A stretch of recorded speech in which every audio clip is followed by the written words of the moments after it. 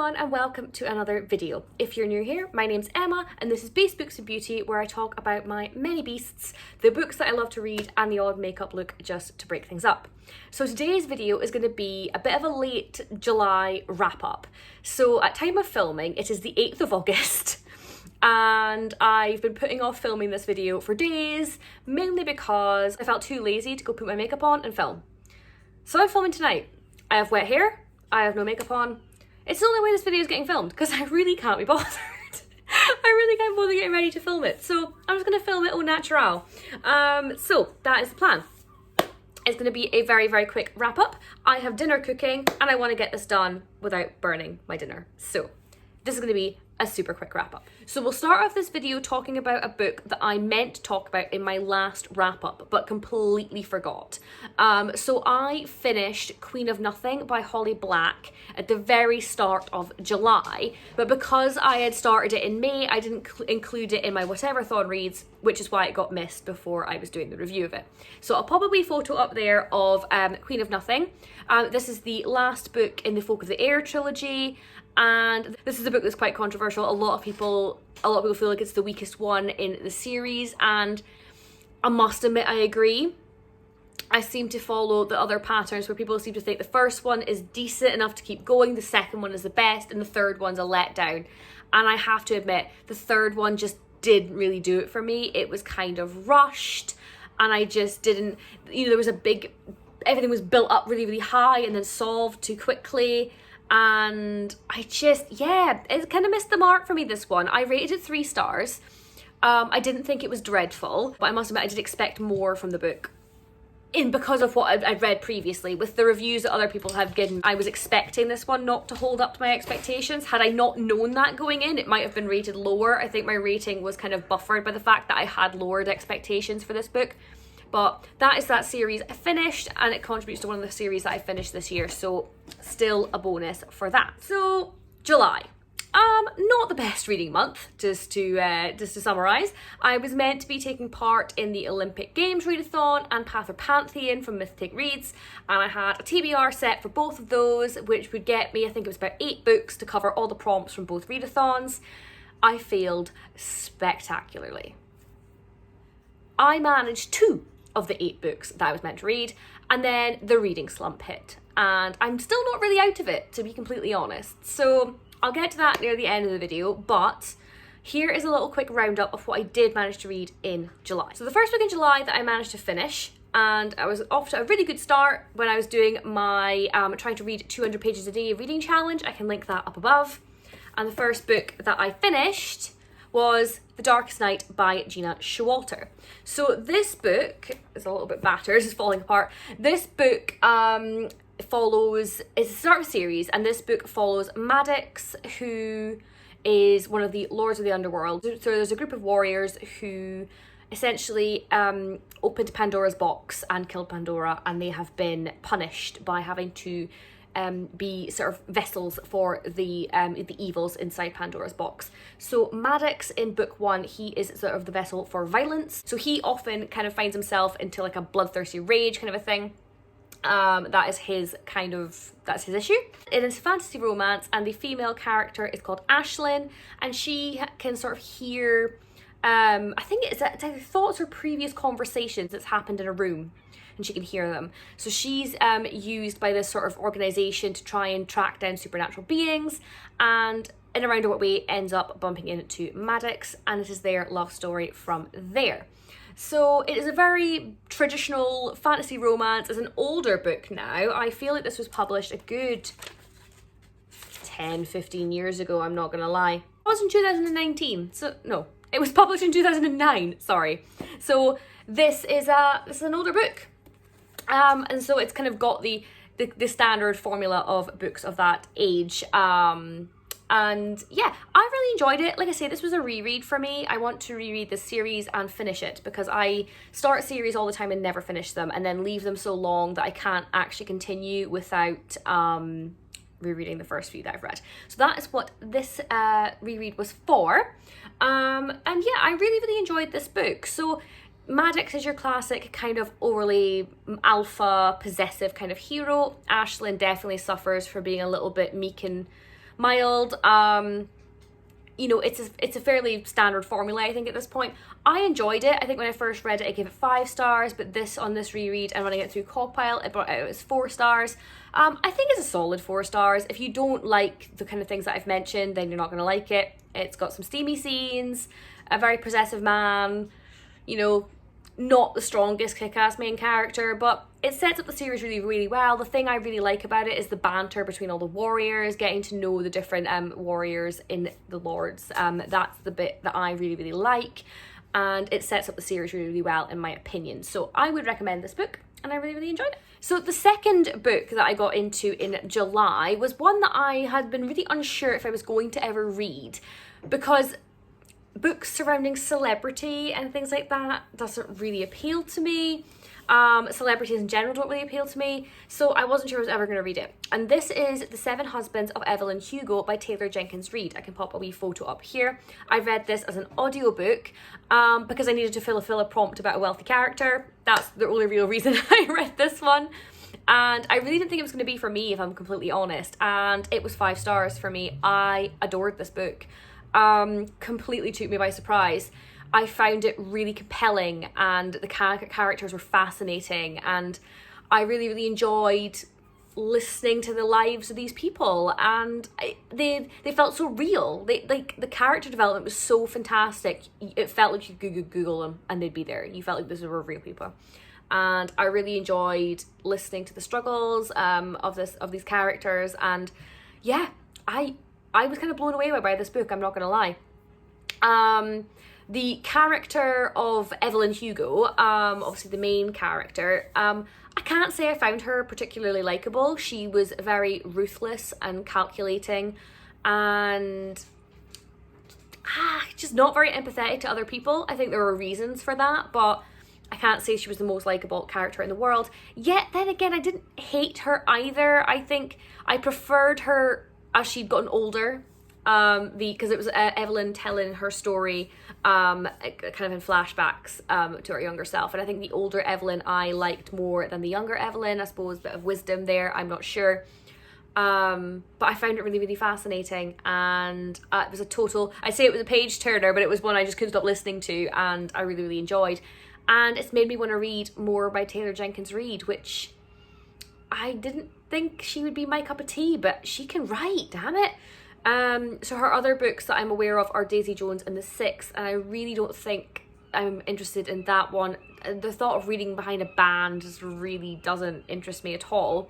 But the other one, Malibu Rising, about sort of, I think it's like a house getting burnt down after a party or something like that. I really don't know. It's got a really pretty cover, but apart from that, I don't know. But I might give that one a listen or a read, because that one maybe piques my interest slightly more. But yes, I really, really enjoyed this book. So again, another successful read. It's a bit wondering why I ended up in a reading slump when my first 2 books of the month were a 4 and a 5 and really enjoyable, but here we go. So the next book that I managed to finish was called The Missing by Jane Casey. So if you've been on this channel for any length of time, you'll know that I love Jane Casey. I'm really a big fan of her Maeve Kerrigan series.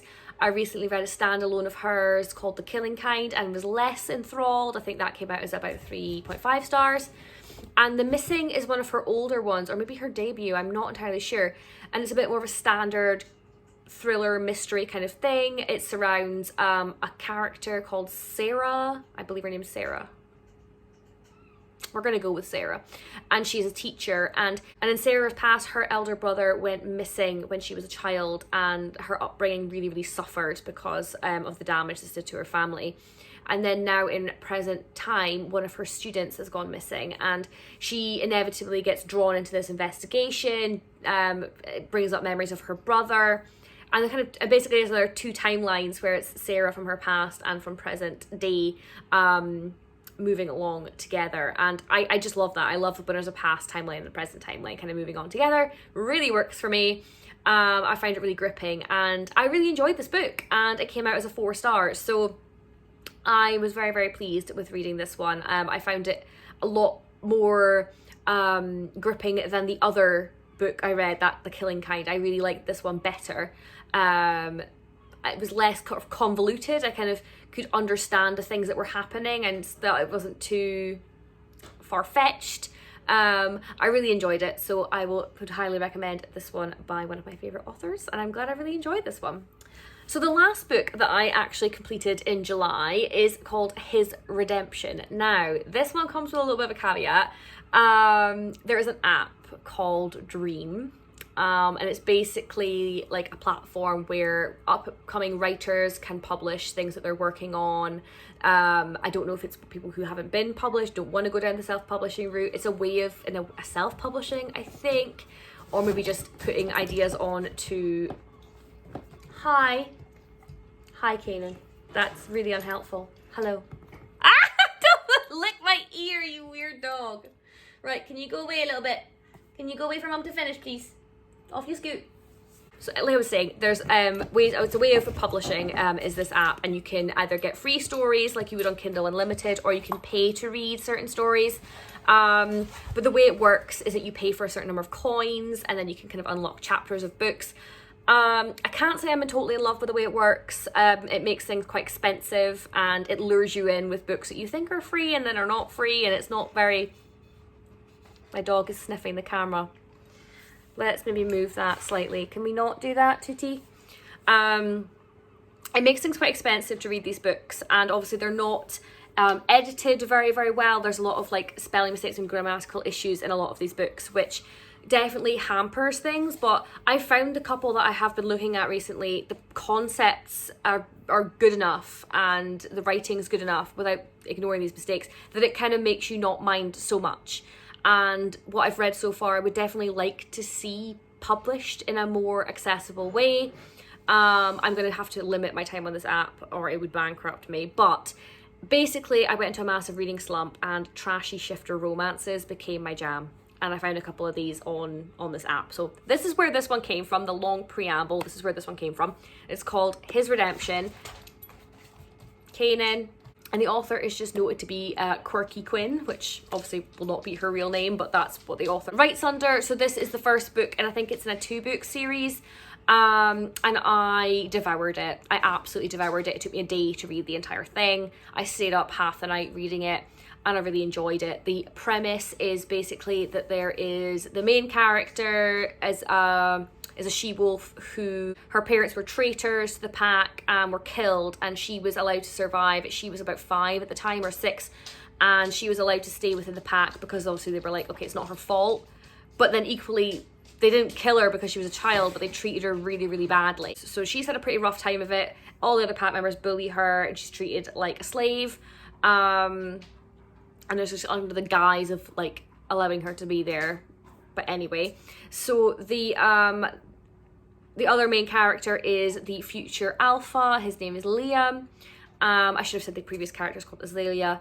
And Liam discovers that she is to be his sort of fated mate. And would have to take over the pack as Luna along with him. And because of the way she's been kind of bullied and put upon in the pack, he didn't think that she would be suitable, that no one would accept her, and so he decides the best thing to do is to reject her and try and sever this sort of fated mate bond kind of a thing.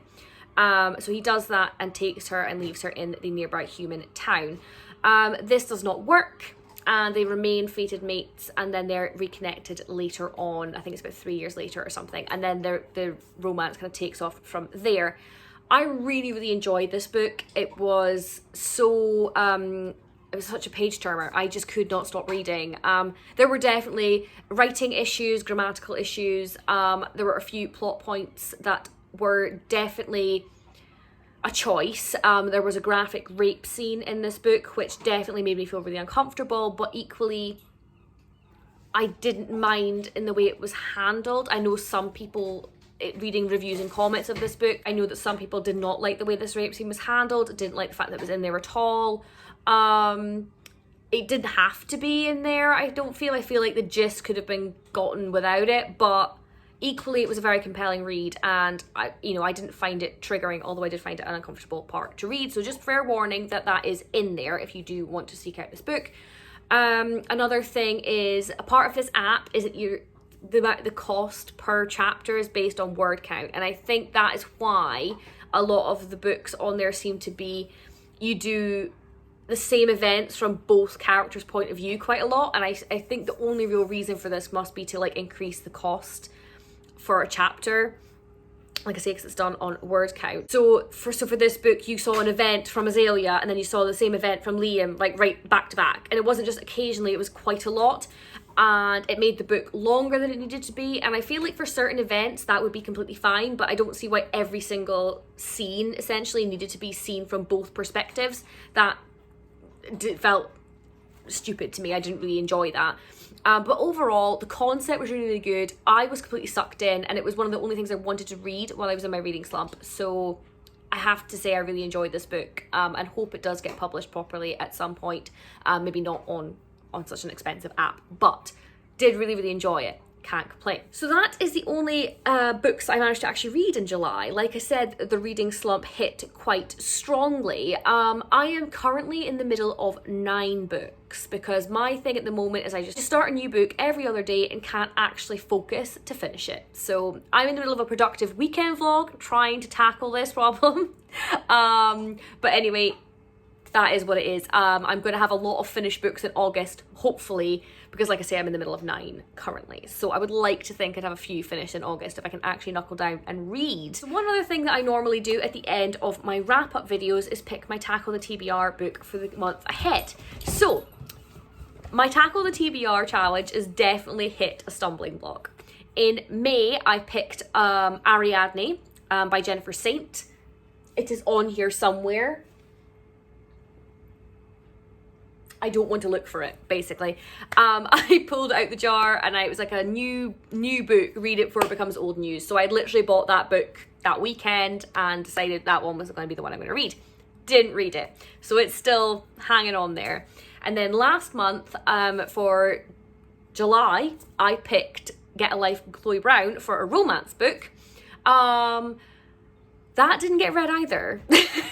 So I now have 2 Tag on My TBR books behind schedule. So naturally what we'll do is pick another one. So we have 3. 3 that I need to catch up on and read at some point in the near future. My dog is literally walking in front of the camera right now. He's literally here. This is him. What are you doing? Kanan, can you please bugger off? Thank you.